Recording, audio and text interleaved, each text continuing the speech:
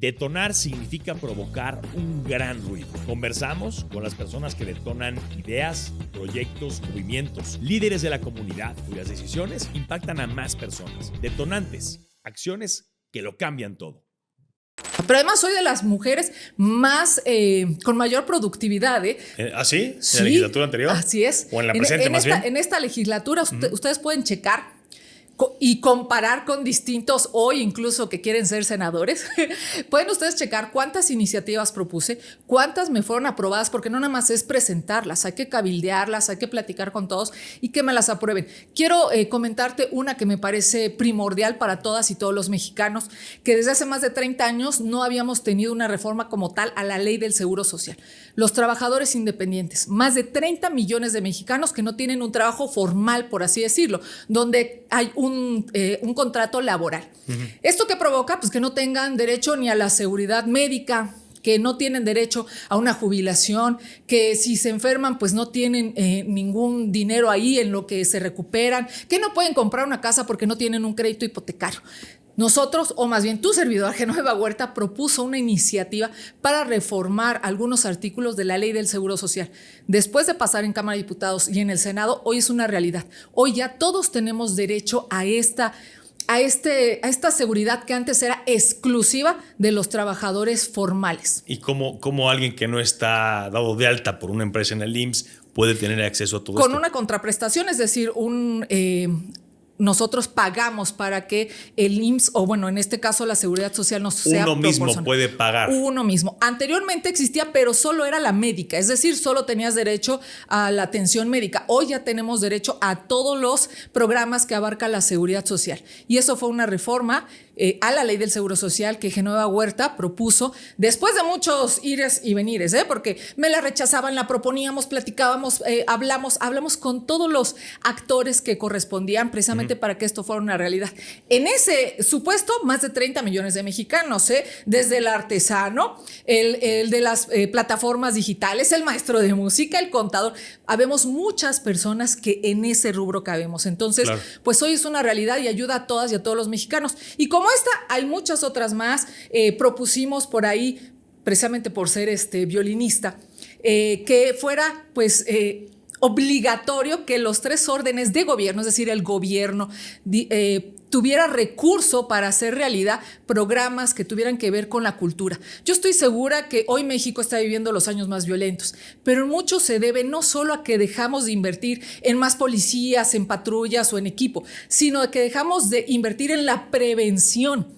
Es decir, hoy ya no hay orquestas infantiles. Antes había presupuesto donde se les pagaba a los maestros de música o bien les daban los instrumentos a los niños. Y entonces teníamos orquestas infantiles. Aquí en Tepeji, por ejemplo, teníamos muchísimas orquestas de viento o de aliento. Hoy no tenemos absolutamente nada. No hay ¿Desde dinero. cuándo no? Desde que entró Morena.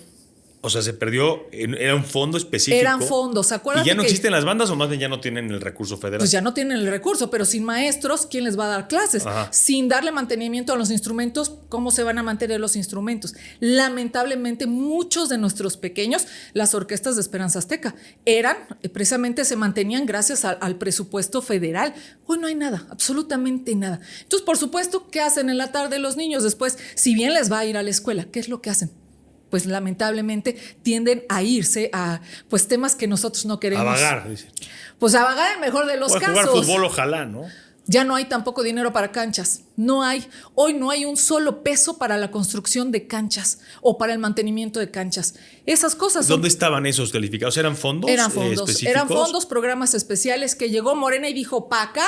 Y bueno, lo convirtió muchos en programas sociales, que está bien, no estamos en contra, pero tienen que tener una finalidad clara. Todos los programas sociales tienen que tener una finalidad clara. Y hoy me parece que nos falta mucha claridad. Xochitl lo ha dicho, Xochitl Gálvez lo ha dicho. Los programas no desaparecen, pero se tienen que fortalecer y con objetivos claros. No es para la siguiente elección, tiene que ser para la siguiente generación. ¿Qué sirve para la siguiente generación? Y hoy necesitamos mucho la prevención para que no caigamos en los delitos, pero sobre todo para ir abatiendo esto que se está dando. Hay estudios serios que dicen que el 80% del territorio mexicano hoy está siendo ocupado por el crimen organizado.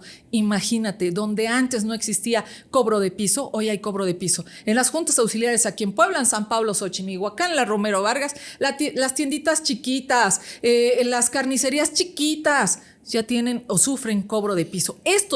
Contra esto es lo que hay que luchar. Por eso el 2 de junio, mi querido Héctor, es importantísimo.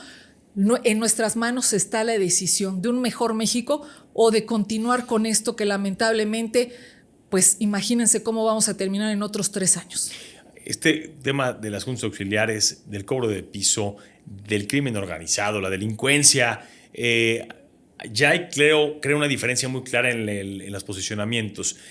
En tu partido, en la coalición en la que estás comprometida, digamos, hablan de que no al mando único, y por parte de Morena y sus aliados, incluso Movimiento Ciudadano, Fernando Morales dijo que también estaba de acuerdo. Yo te pregunto, ¿cuál es el camino? ¿Tú qué opinas?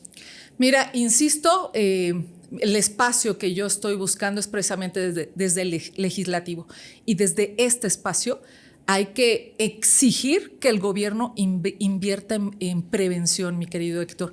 Al final, las políticas de seguridad pues les corresponde al candidato a gobernador pero o al candidato a presidente. Pero sí se legisla el tema de mando único, se tendría que legislar. Sí, sin embargo, pues bueno, yo te hablo desde mi experiencia y lo que en la experiencia de otros países ha funcionado. Uh-huh. Si tú en los lugares más complicados, con muchísima violencia, llevas la creación de una orquesta infantil, te aseguro que la vida le cambia a esa comunidad. Pero hoy, lamentablemente, insisto, ve a un San Pablo, Xochimilhuacán. O sea, más que un tema de armas y de presupuesto en policías, que no quiere decir que no haya, es más un tema social. O sea, porque el presidente dice, ¿no?, que la forma de combatir el crimen es justamente cuidando a los jóvenes, cuidando a los niños, dándoles un presupuesto para que no dejen de estudiar.